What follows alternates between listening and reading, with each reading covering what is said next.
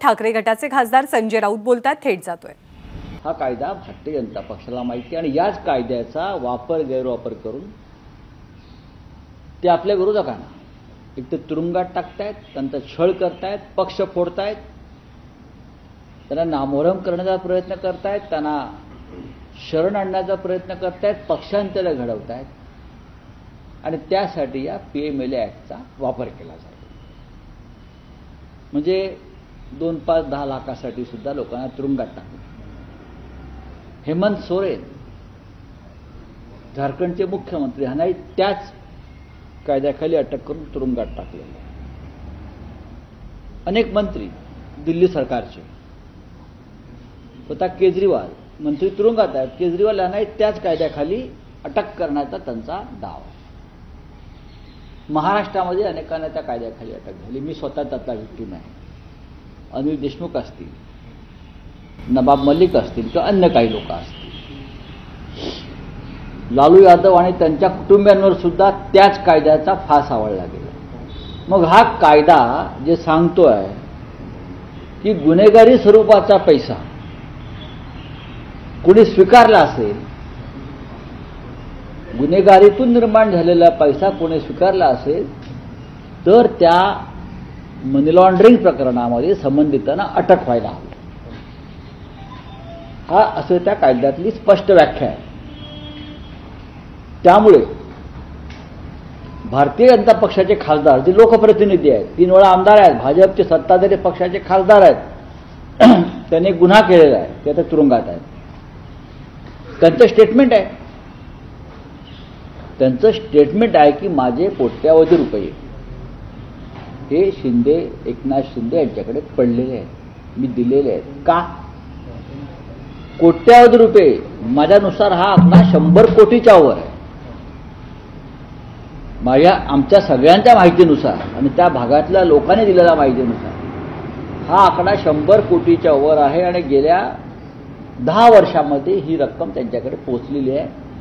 प्रश्न आहे का, याचा शोध ईडीने घ्यायला पाहिजे आणि जर हा गुन्हेगारी स्वरूपातून मिळालेला पैसा एकनाथ शिंदे यांच्या ताब्यात असेल, त्याने स्वीकारला असेल तर PMLA ॲक्टनुसार त्यांच्यावरती अशा प्रकारची कठोर कारवाई होणं गरजेचं आहे। याचे पुरावे काय आहेत सर? या कायद्याला पुरावा लागत नाही, तुमच्या माहितीसाठी सांगतो। स्टेटमेंट आम्हाला त्यात अशाच प्रकारच्या स्टेटमेंटवरती आम्हाला सगळ्यांना अटका झालेल्या आहेत। स्टेटमेंट आहे, यांनी स्टेटमेंट दिलं आहे, स्टेटमेंट हाच पुरावा असतो PMLA ॲक्टमध्ये। PMLA ॲक्टमध्ये एखाद्या व्यक्तीच्या स्टेटमेंटवर दुसऱ्या व्यक्तीला अटक केली जाते, हाच पुरावा, म्हणून तर त्या कायद्याचा गैरवापर होतो आहे। मग गणपत गायकवाड हे विद्यमान आमदार आहेत, सत्ताधारी पक्षाचे आमदार आहेत, ते सांगतायत कोट्यावधी रुपये मी एकनाथ शिंदेने गेल्या काही वर्षात दिल्यात आणि त्यांच्याकडे ते आहेत, हाच पुरावा आणि हा पुरावा आहे। मग ईडी कुठे आहे, आर्थिक गुन्हे शाखा कुठे आहे, CBI कुठे आहे, गृह मंत्रालय कुठे आहे, का ते फक्त विरोधी पक्षासाठी आहे? याच्यामध्ये परत असा आहे की FIR झाल्याशिवाय राज्यामध्ये किंवा अन्य ठिकाणी ईडी याच्यामध्ये पडत नाही। या गुन्ह्यामध्ये FIR झालेली आहे गणपत गायकवाड विरुद्ध, त्याच FIRचा वापर करून ईडी आपला FIR लॉस करू शकते। फक्त प्रश्न असा आहे की या कोट्यवधी रुपयाचा हिशोब भारतीय जनता पक्ष, ते आहेत ना एक बोबडा नागडा पोपटलाल, हिशोब तर द्यावाच लागेल, हिशोब द्यावाच लागेल ना आता। मग आता त्या एकनाथ शिंदेकडे हिशोब माग, तुमच्या पक्षाच्या गणपत गायकवाडनं सांगितलंय, काय सांगितलंय? सांगितलंय ना माझे कोट्यावधी रुपये पडलेत। अरे हिंमत असेल तर जा वर्षा बंगल्यावर आणि विचार, हिशोब माग। ही बदमाशी बंद करा भारतीय जनता पक्षवाल्यांनो। हा, आता दुसरा प्रश्न काय तुमचा? काल खासदार श्रीकांत शिंदेचा वाढदिवस झाला, त्याचा एक फोटो तुम्ही ट्विट केलाय सर। नाही, त्यांच्या वाढदिवसाला आमच्या शुभेच्छा। ते बाळराजे आहेत महाराष्ट्राचे सध्या, आणि बाळराजांचा वाढदिवस हा राज्यभरात साजरा झाला, बरं का? राज्यभरात साजरा झाला. त्यांना शिवसेनेनंच खासदार केला आमचा. त्यांना काही एकनाथ शिंदेनं खासदार नाही केला, त्यांना उद्धव ठाकरेंनी खासदार केलाय. जेव्हा त्यांना प्रथम खासदार केलं तेव्हा त्यांची ओळखच नव्हती, ते हाडवैद्य होते असं म्हणतात. ते हाडवैद्य आहेत. मग त्या हाडवैद्याला आम्ही खासदार केलं उद्धवजींनी. तेव्हा ते कल्याण डोंबिवली भागामध्ये खासदार आहेत. पण बाळराजे असल्यामुळे आता सध्या मुख्यमंत्र्यांची त्यांचा राज्यभरामध्ये वाढदिवस साजरा केला. आमच्या त्यांना शुभेच्छा. पण या राज्यातली गुंडगिरी का वाढते आहे त्याचं तू छायाचित्र.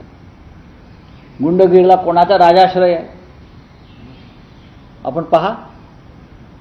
एक आमदार त्यांच्याच मतदारसंघात पोलीस स्टेशनात जाऊन गोळीबार करताय बाळराजांच्याच खास माणसावर. एका उपमुख्यमंत्र्याचे चिरंजीव पुण्यामध्ये कुख्यात गुंड्याच्या घरी जाऊन आशीर्वाद घेत आहेत. आपण पाहिला असेल.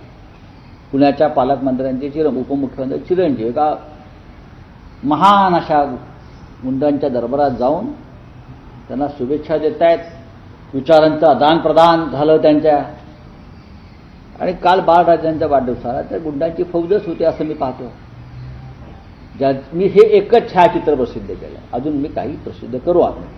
पण हे जे महाशय आहेत हे कोण आहेत, त्यांची कर्तबगारी काय हे आधी पुणे पोलिसांनी जाहीर करावं.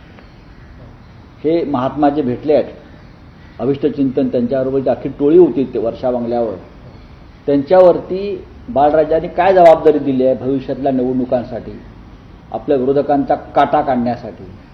हे सगळे गुंड कोण गोळा करत आहे त्याच्यासाठी एका माजी पोलीस अधिकाऱ्याची नेमणूक केलेली आहे. या गुंडांचं संघटन बनवण्यासाठी. हे तुम्हाला मी आत्ता सांगतो, हे मागेही बोललोय. मुख्यमंत्री कार्यालयातून आणि वर्षा बंगल्यातून या गुंड टोळ्यांचं मॉनिटरिंग होत आहे. जेलमधून गुंडांना बाहेर काढलं जात आहे, जामिनावर बाहेर. हा सामनात मी दिलेला आहे. चार्जशीटच दाखल करत नाहीत आणि त्यानुसार त्या गुंडांना, अनेक गुंडांना जामिनाचा मार्ग मोकळा केला जातो. ही सगळी यादी लवकरच प्रसिद्ध होईल. गृहमंत्री देवेंद्र फडणवीस यांना या राज्यामध्ये कायद्याचं राज्य यावं असं वाटत असेल, त्यांना कायद्याची चाड असेल तर गृहमंत्री म्हणून ते काम करतील. एकनाथ शिंदेच्या दहशतीखाली ते आहेत का हे त्यांनी स्पष्ट सांगावं. महाराष्ट्राला जो डाग लागतोय गुंडगिरीचा, जो कलंकित होतोय महाराष्ट्र, त्याच्यामध्ये तुम्ही योगदान देताय का ते त्यांनी सांगावं. हे काहीच नाही. आम्ही भविष्यामध्ये तुम्ही पहा काय होणार आहे काय नाही. आत्ताच माझ्याकडे एका महाराष्ट्रातल्या खासदाराचा एक भयंकर असा व्हिडिओ आलेला आहे.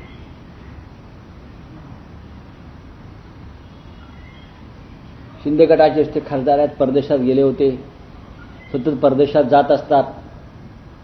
का जातात हे सगळे खासदार हे आता हळूहळू बाहेर येत आहे. त्यांचा खर्च कोण करतोय येईल ते बाहेर. आता पहा येईल, आता येईल. शिंदे गटाचं म्हणजे शिंदे गँगचं खरं चरित्र काय आहे लोकांसमोर येईल.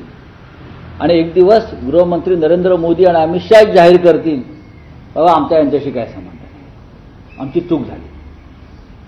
खासदार मुंबईतला आहे की येईल ना. आता वेट अँड वॉच. उपमुख्यमंत्री अजित पवारांचं एक वक्तव्य कालपासून सर चर्चेत आहे. शेवटची निवडणूक म्हणून बारामतीत काही जण भावनिक आवाहन करतील, पण त्यांची खरंच शेवटची निवडणूक कधी होईल हे माहीत नाही. अजित पवार इतके निर्दय होतील असं मला वाटलं.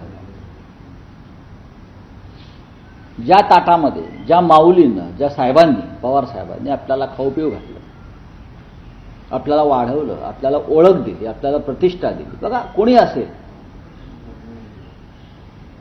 आणि तुम्ही त्यांच्याच संदर्भात अशी वक्तव्य करणं म्हणजे या नव्या कल्पात गेल्यापासून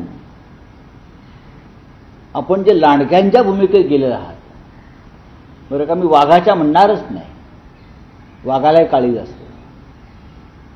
आपण ज्या लांडग्यांच्या भूमिकेत सगळे शिरलेले आहात, ही महाराष्ट्राची परंपरा कधीच नव्हती, संस्कृती महाराष्ट्राची कधीच नव्हती. माननीय शरद पवार यांच्याशी आपले राजकीय मतभेद असू शकतात, माननीय उद्धव ठाकरे साहेब यांच्याशी आपले राजकीय मतभेद असू शकतात, पण लक्षात घ्या आज तुम्ही जे कोणी आहात, तुमची जी काही ओळख आहे, तुम्हाला जी काही प्रतिष्ठा आहे, तुम्ही जे काही सुखाचे 4 घास खाताय तुम्ही आणि तुमचं कुटुंब, आणि तुम्ही जे काही कोट्यावध्याची जी माया जमवून राज्य करताय ते फक्त या नेत्यांमुळे करताय आणि आपण तर त्या कुटुंबातले घटक आहात. मी त्याला ऐकलं अजित पवार सांगतात लोकांना की मोदी मला ओळखतात. मी जेव्हा मोदींना वेलकम करायला जातो तेव्हा मोदी माझ्याकडे बघून हसतात. अहो पण त्याच मोदींनी तुमचा 70,000 कोटीच्या सिंचन घोटाळ्यावरती सगळ्यात आधी हल्ला केला होता, हे तुम्ही विसरताय. तेच ना मोदी, तेच अमित शहा ज्यांनी तुमच्या भ्रष्टाचारावर येऊन हल्ला केला होता. आता तुमच्याकडे मोदी हसतात म्हणून तुम्हाला गुदगुल्या होत आहेत. काय आता शिंद्यांना गुदगुल्या होतात, माझ्या अमित शहाशी म्हणे चांगले संबंध आहेत. हे अमित शहा त्यांना तुरुंगात टाकायला निघाले होते शिंद्यांना, तुम्हाला माहीत नसेल तर सांगतो. मग माननीय शरद पवार असतील, प्रतिभाताई पवार असतील, त्यांचं कुटुंब असेल, ह्यांनी तुम्हाला इतक्या वर्ष ते सांभाळलं. तुम्ही कोण होता, आम्ही कोण आहोत? जर शिवसेना नसती, की जर बाळासाहेब ठाकरे उद्धव ठाकरे नसते तर आम्ही कोण आहोत? आम्ही कोणी नाही. जर शरद पवार नसते, त्यांनी इतकं मोठं साम्राज्य उभं केलं नसतं. तुम्ही अजित पवार तुम्ही कोण आहात? बारामतीत तुम्ही सायकलवरती फिरत होता मी पाहिलेलं आहे. पण माणसानं एवढं कृतज्ञ असू नये, कृतज्ञ घलानं माणसानं कायम कृतज्ञता ठेवली पाहिजे. आता तुम्हाला राम भक्तीला तुम्ही जागताय ना, राम नामाचे गोडवे गाताय ना, मग रामाकडून आधी ही कृतज्ञता शिका आणि मग मोदीचे गोडवे गा. मोदी म्हणे आम्हाला ओळखतो. अरे मोदीला आम्ही ओळखतो, तुम्हाला मोदी ओळखतात, पण मोदींना आम्ही जास्त ओळखतो. पण कालचं वक्तव्य हे महाराष्ट्राच्या जनमानसामध्ये अस्वस्थता निर्माण करणार, की राजकारणामध्ये कुटुंबातल्या व्यक्ती अशा प्रकारे वागू शकतात सत्तेसाठी, फायद्यासाठी. हे काल या राज्याने पाहिलं आणि हे जे विष आहे घराघरात मनामध्ये पेरण्याचं काम हे भारतीय जनता पक्षाने केलेलं आहे.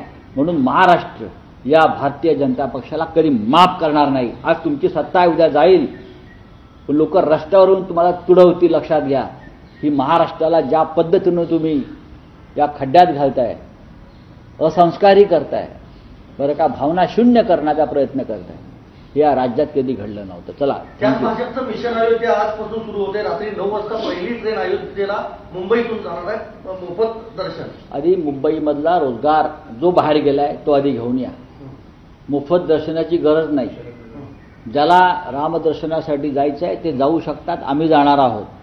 पण फुकट रामदर्शन, रामलल्ला दर्शनानं जे तुम्हाला मतं मिळणार असतील तर तुमचा तो गैरसमज आहे. लोकांना रोजगार हवा आहे, लोकांना उद्योग हवा आहे, लोकांना शिक्षण हवं आहे, लोकांना आरोग्य हवं आहे, लोकांना उत्तम कायदा आणि सुव्यवस्था हवी आहे, आणि ती तुम्ही देत नाही आहात.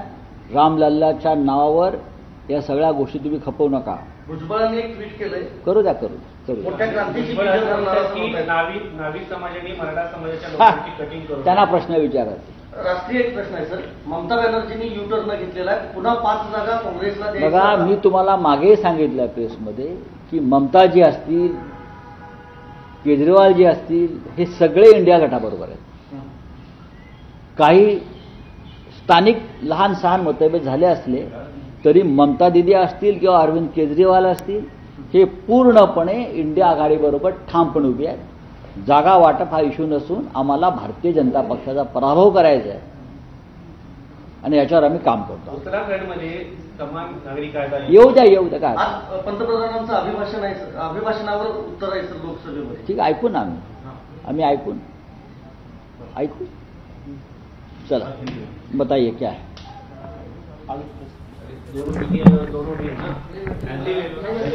ले लो आप. तेव्हा अजित पवार इतके निर्दयी होतील असं वाटलं नव्हतं, असा हल्लाबोल संजय राऊतांनी केलेला आहे. तुम्ही आता जे राज्य करताय ते याच मोठ्या नेत्यांमुळे असं म्हणत त्यांनी अजित पवारांवर टीका केलेली आहे.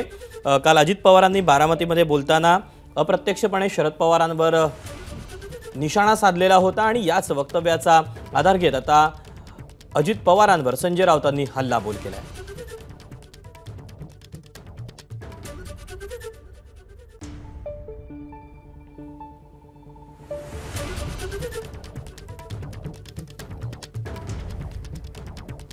संजय राऊतांनी विविध मुद्द्यांना स्पर्श करत अनेक जे मुद्दे आहेत ते मांडलेले आहेत. याशिवाय त्यांनी भाजपवर देखील निशाणा साधलेला आहे. तर अजित पवार इतके निर्दयी होईल असं वाटलं नव्हतं असं संजय राऊतांनी म्हणत अजित पवारांवर टीका केली. एबीपी माझा, उघडा डोळे बघा नीट.